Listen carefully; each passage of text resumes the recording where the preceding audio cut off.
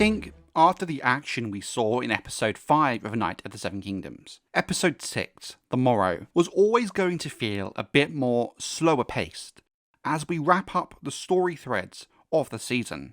In a way, this episode felt more like an epilogue, which I don't think is necessarily a bad thing. It's good to see the aftermath and let it really sink in. This could, after all, be the last time we see some of these characters that have quickly become fan favourites, so it's right to send them off in the right way, with their arcs complete. But I do get the feeling there will be those among the more casual audience who feel this episode is boring or was a step down from the Trial of Seven from the previous episode. Ira Parker had a really tricky job to do with this episode on 3 fronts. First, you have to wrap up the story in a satisfying way. Second, lay the groundwork for the second season. Thirdly, at the same time, ensure the conclusion is satisfying enough to be an endpoint should the show not have been picked up for a second season. I think on balance, Ira Parker has landed that plane on the runway in all 3 cases. Something a lot of shows overlook after a huge fight or battle sequence is everyone involved is seemingly okay and back to normal very quickly. It's nice to see with the Knight of the Seven Kingdoms that not just Dunk is still beaten to hell, but everyone who took part in that Trial of Seven. Lyonel using his antler walking stick. Raymun is cut up. Aerion has a huge cut across his cheek. Aerion is bedbound and Maekar is bruised. No one walked away from that trial without some sort of damage, be that physically or mentally. I really enjoyed Lyonel in this moment though, with him and Raymun battling it out in the mind of the audience as to who is Dunk's new best friend. His reaction to Baelor's death is a little bit unexpected, but I can understand his point of view. In theory, Baelor was going to mostly be fighting men who cannot harm him, where men like Lyonel were putting their lives on the line in a much more tangible way. His general anti-Targaryen sentiment is also quite interesting, and maybe is a setup for events to come. I think the war he is perhaps speaking of might be the Third Blackfire Rebellion, which while we know little about it, does take place in the Stormlands. Thus he and Dunk could theoretically fight together then. His invitation to Storm's End is also very compelling, and very much could be the setup for a future novella that George R. R. Martin has planned that we don't know of yet. The mention of Tarth did catch my attention, given we know that Brienne is a descendant of Dunk, yet we have no idea of the logistics of it. The most popular fan theory is that given we also know that Brienne descends from an unknown Targaryen, likely one of Egg's sisters, this could also be how Dunk enters the equation, with there being some kind of fling between either Dela or Ray and Duncan. But given how little we know about this time and how vague the info we have is, it's all just a theory for now. I did make a video about this theory I've linked below if you want to check it out. At Baelor's funeral, we see a gaggle of Targaryens. Obviously Maekar, Valar and Kira and Tyrosh are there, but who else? We don't know for sure who they could be, but perhaps Rhaegal or Aerys? I mean, this guy seems too old for Aerys, so maybe even King Daeron II himself. The Targaryen-looking women, however,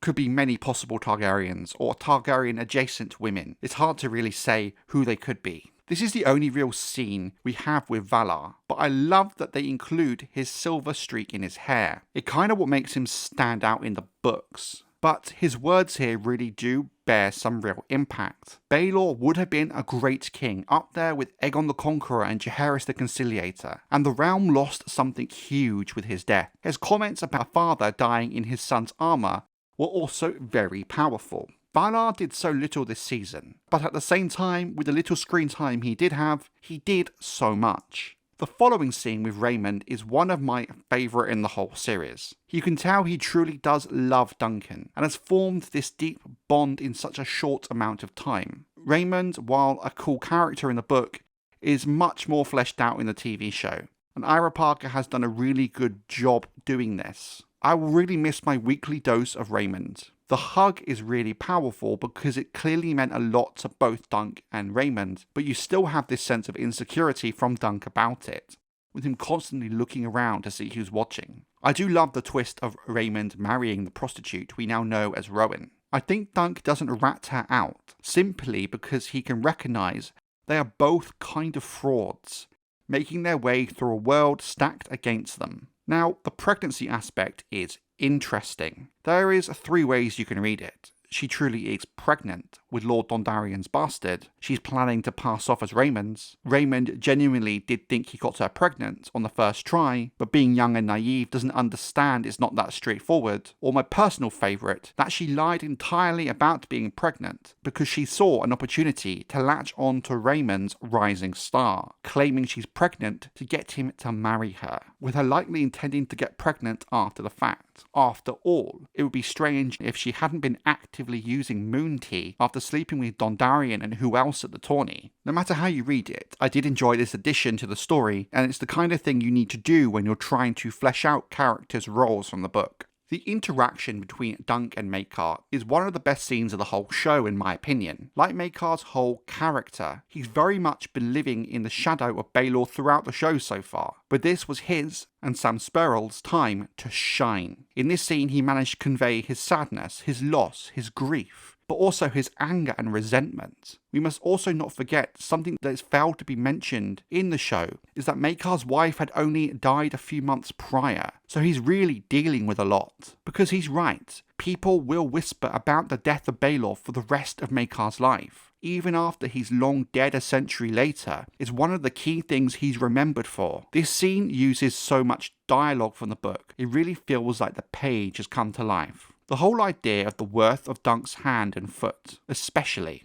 Maybe the realm will one day have a use for them. This is one of George R. Martin's biggest Chekhov guns in Dunk and Egg, if you ask my opinion. Be it in a future novella, or as some suspect, at Summerhall, the realm will have a use for Dunk's right foot. Maekar's offer to Dunk is fair, and most Hedge Knights would jump at the opportunity of what's on offer. It says a lot about Dunk's character that he would decline this chance, when it's everything a Hedge Knight and even some knights would dream of, to be taken into the service of a Targaryen prince at a seat like Summerhall. We have one last flashback between Dunk and Arlan at Pennytree, as Arlan lay dying. It's a wonderfully written and acted scene. The fake out of Arlan dying, then waking up again, was brilliant. Now, a very popular fan theory has kind of been answered here. Was Dunk knighted by Ser Arlan, or did he lie? Well, this scene very much suggests he did in fact lie. It's a good job I made a video about this theory a few weeks ago, because to some now,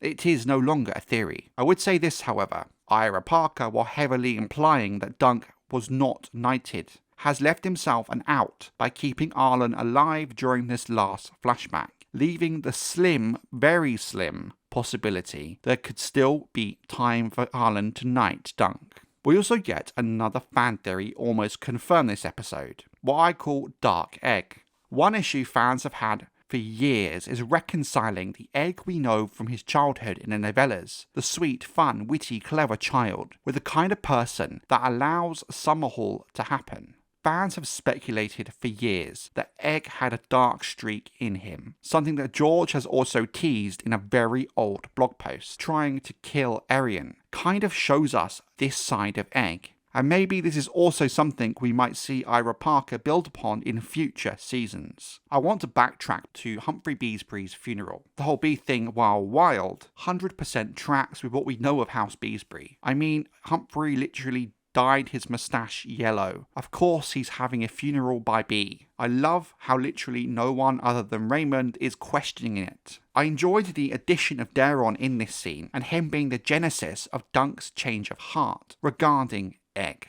His story about Aerion once being a happy child really hits home for Dunk, who I think sees it as his responsibility to stop Egg from becoming Aerion or Daron 2.0. The Dark Egg scene that follows this really highlights that he's probably correct. When Dunk goes back to Maekar to propose Egg coming with him on the road, is in my opinion another 10 out of 10 performance by Sam Sperrel, where you really get to see Maekar's vulnerability here. At the end of the day, he's a single dad doing the best he can, and frankly his best sadly isn't enough when your sons are overprivileged princes of House Targaryen. He knows he messed up with Daron and Aerion. Aemon, being his only other reasonable son, is now a maester. All he has left now is Egg and his 2 daughters Daela and Ray. He wants to do the right thing for Egg, but the Targaryen pride stops him. That's what makes Maekar's choice to allow Egg to leave with Dunk in the book such an interesting character moment, because he's doing the right and best thing for his son, even if his position and pride should stop him. Now, I understand why Ira Parker has changed this aspect of the show with the post-credits scene, with Aegon running away without Maekar's permission, a scene I will touch upon more later, but it does work very well for Aegon's character, yet I think it robs Maekar of the growth he gets from his choice to allow Aegon to go with Dunk in the book. It's still a powerful scene for Maekar, but the idea he doesn't willingly change his mind and allow Egg to go is the price we pay for having Aegon as this clear and established character in his own right, with him running away very much tracking with what the show's established about him.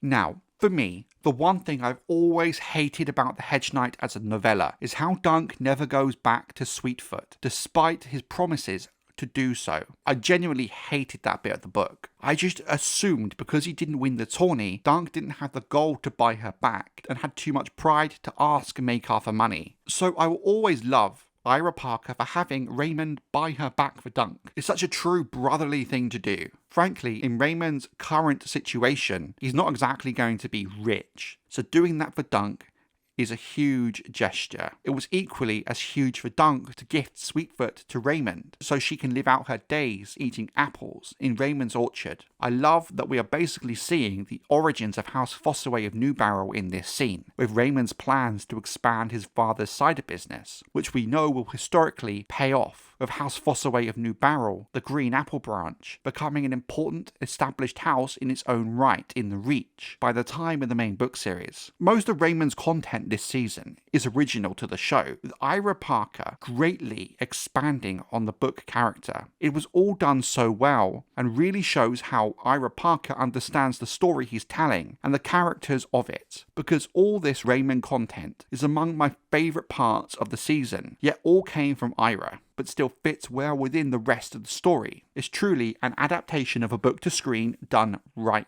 Egg arrives as Dunk is setting off, looking like a little hobbit on the run. Now, the 7 Kingdoms, 9 Kingdoms debate is something I've had in my comment section for years, and I probably will continue to have for years to come, because technically, Egg is correct. There is 9 kingdoms. If you look at a map, there's clearly 9. But the thing to consider here is the term 7 kingdoms dates back to the conquest, where technically Aegon did conquer 7 kingdoms, because the crown lands were created after the conquest, and Dorne remained independent till the reign of King Daeron II. So from that point of view, it was 7, not 9. But when Dunk and Egg is set in 209 AC, we do now have the Crown Lands, and Dorne is under the control of House Targaryen, bringing the total kingdoms to 9. So technically it is 9. But even then you can play devil's advocate and say Dorne is not actually a kingdom, but a principality, and that the Crown Lands don't actually count because they are the Crown's personal holdings and not necessarily a kingdom, bringing it back down to 7. What I love about this moment is it really is Ira Parker poking fun at this debate. The final shot of Dunk and Egg riding off into the sunset with Ser Arlan at their side was, before he rides off on his own into the field, was beautifully shot, and it really did hit me emotionally, with the music perfect for this moment. It was a brilliant way to bookend the season.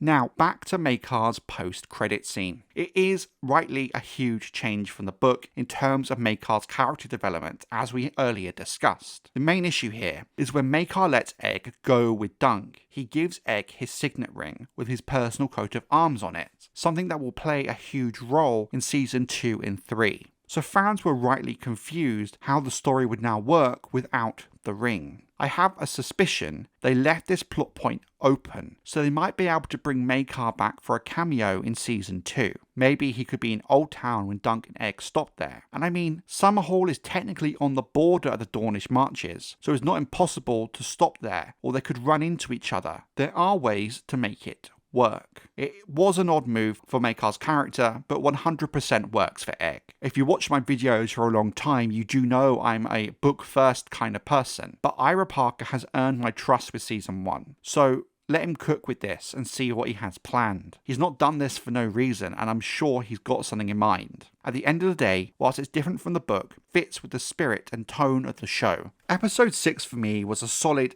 8 out of 10, nearly a 9, very close, which is on par for the rest of the season. It very much was tying up the storylines and laying the groundwork for next season. It does have a few issues, but nothing that bad that it truly negatively impacts the show as a whole. The choices made make sense for the show. I do wish we had spent more time with Valar and maybe had a more detailed funeral for Baelor in general. I wish we got to see Steely Pate one last time, given how important he was in episode 4 and to Dunk's story in general. I wish we'd had Aerion acknowledging that part of his vision had come true. And I do wish we'd gotten a version of the A Knight Who Remembered His Vows scene from the book. These are really all nitpicks. I will be making a season review in a week or two, once I've had a chance to watch the show in one big binge. So watch out for that. It'll be delving into some of the season-long themes, Ira Parker's writing, the overall story structure, and some of the few issues the show does have. So episode 6 for me is a solid 8 out of 10, nearly a 9, with really only some minor nitpicks making it an 8. But I do have a feeling when I watch it in the context of the whole season in one go, it could possibly tick up to a 9.